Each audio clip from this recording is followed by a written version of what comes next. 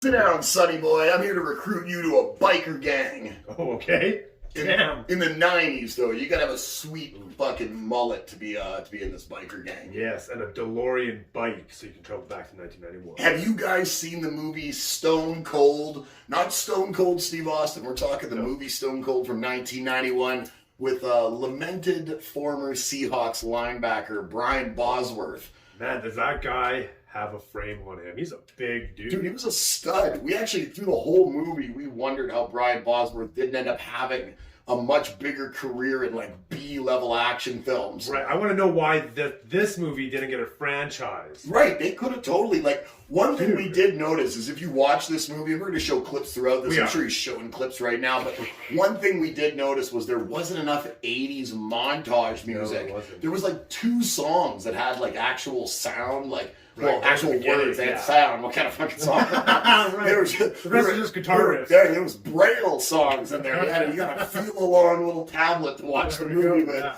But like, there wasn't any of that. But other than that, the movie was outstanding. Oh, it was excellent. Lots of great acting from Lance Hendrickson, William Forsythe. Yeah. Right? There was all sorts of good. There was lots of knockers. A lot of sweaty men. There wasn't any drug use. They talked about drugs a lot, but they didn't do any. They showed it like in a mile. There was a water, like a miracle water. Right. I think you were supposed to splash it on. It was Fiji water, right? Long before bottled water came along, that's what they were pawning off to the Italians. Was Fiji water? Fiji water on the absolute precipice of bottled water. But yeah, we were surprised that this movie didn't actually have more legs. Like, absolutely, Bosworth was a stud throughout the whole thing. He had pretty good screen presence. Absolutely, he kicked ass. He was a big, broad shoulder. I mean, obviously, he was a linebacker for the Seahawks.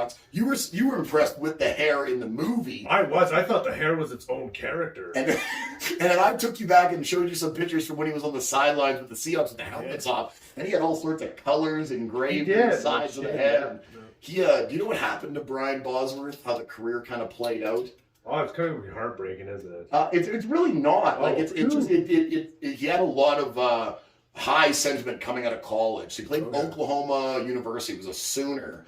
And came in drafted really, really high. Yeah. And he played really well for the first couple seasons on the Seahawks. And they were playing the Raiders on, I believe it was Monday Night Football. I want to say maybe 1988. You guys can correct me if I'm wrong in the comments. But Bo Jackson took a handoff. Bo Jackson was a running back for the Raiders. And Bo Jackson and him kind of collided head on.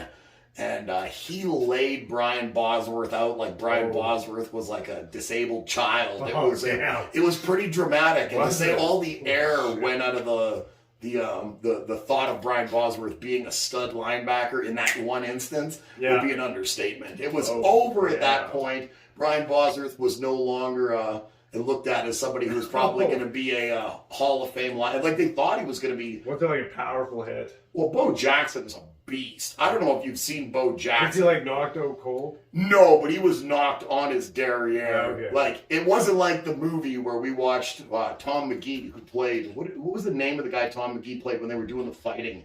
Tom McGee. Tom McGee was the power lifter. Big dude. Right. Looks like Kenny Omega. He looks like Kenny Omega. Just like Kenny Omega. Tom McGee was a beast too. Yes. When you go back in the 80s, Tom McGee was in multiple World's Strongest Man contests. Yes, he was in the WWF back in the day. The guy was like 6'4", could bench like 500 pounds, like deadlift like a whole friggin' 800 pounds. And he could do a standing backflip and land it. Well, that's how he actually got beaten. The only problem was that he had 2 left feet whenever he was trying to do any kind of like actual like athletic endeavor. Like so when he tried to actually be a professional wrestler. Did he have a surgery or something? No, like 2 left feet's a saying for a guy who's not very dexterous, right? Oh, okay. He was a bumblefuck. So am I 2 left feet then? Sometimes. Okay. Sometimes. Just that's okay though. But no, Tom McGee was in it. I can't remember what Tom. Oh, he played Mountain. That was the name. Mountain. They had a nice little fight, but Brian Bosworth stood up to him, took a lot of blows to the chops. Yes. No residual damage. A little bleeding nose. A little bit of red. A little red right there. Turned down a little pussy right after that. Right after that. Yeah. Some pussy in the van. She was like, "You sure you don't want a little?" And he's like, "Nah." Right. Lance Hendrickson. Get out of my van. Was like, "Here, take my woman." Right. He had an iguana, like a Komodo dragon. He did. It's pretty fierce. Yes. I don't know. Again, as I recant this film in my head, I don't know how it didn't have a franchise. I want to reboot this. Brian Bosworth, if you're out there, on your dude. last financial leg, and you'd like to help us crowdfund Stone Cold 2. Right. Is Lance Hendrickson dead? No, he's still kicking. We could get. Do you think he still got those abs? Because he was looking pretty good. Everything's CG nowadays. How about Forsyth? He's still around? He is. He died in the movie. He died. Oh no,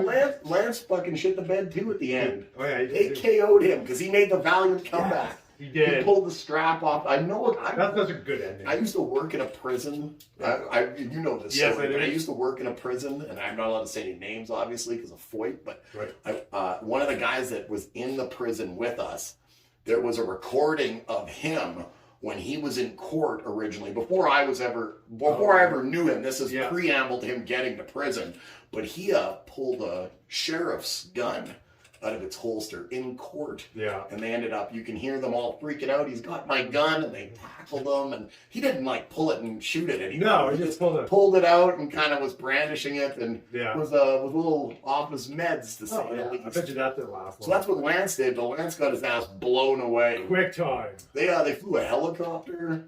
Wasn't picking up any garbage. That was really. No, they were not picking up any garbage. No, that's not your dream. Right. No, it was not a helicopter dream. That would have been a good.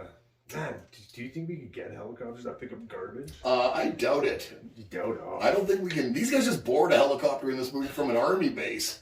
That was Matt's dad for It's Always Sunny in Philadelphia. They were like super loud. They're like talking on the army base. He's like, "Here's your $200,000." Like, put like a chunk of money in this guy's breast pocket. He's like, "Make sure you have it back by 6." Right, because all their ammunition and weapons were military and service grade. Right. Like he said with the bulletproof vest. We blasted him when he brought him that vest too. What a dick move, huh? Just spin for me, baby. And then he shot. And the one time the girl finally sat down and got herself like a scene, she just went right into full-on girl mode and told us about her past traumas. Right. And then she's like, "I'm leaving." And then like days later, she's just still there. Well, she had traveler's period. She couldn't go. That's a real issue, ladies and gentlemen. Look that up. Google That's a hormonal thing, right? Look it up. It's a serious issue. Yeah, that's crippling. Woo!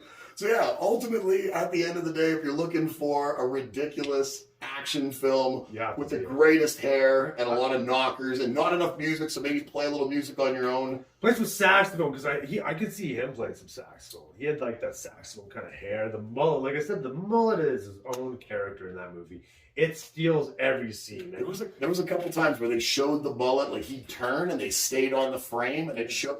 It was quite manicured. It is. It was something else. It's like feathered together at the back. It's like I said, it's alive. Bosworth, we don't know what happened. I'd like to find out what happened to Brian Bosworth. I want to find out what happened to his mullet. I would imagine he was in a couple other actions. You know, we were looking up people that were in this because we were wondering if there was a guy that's in a court thing the entire way through. They've got this governor, this whip guy, who's trying to get these bikers, this one biker put to the death penalty because he got sentenced to life, but they want this sentence reverted and made it commuted. Well, community's reverting it backwards, so they don't want it commuted. They wanted it upgraded from life to the death penalty. Yeah.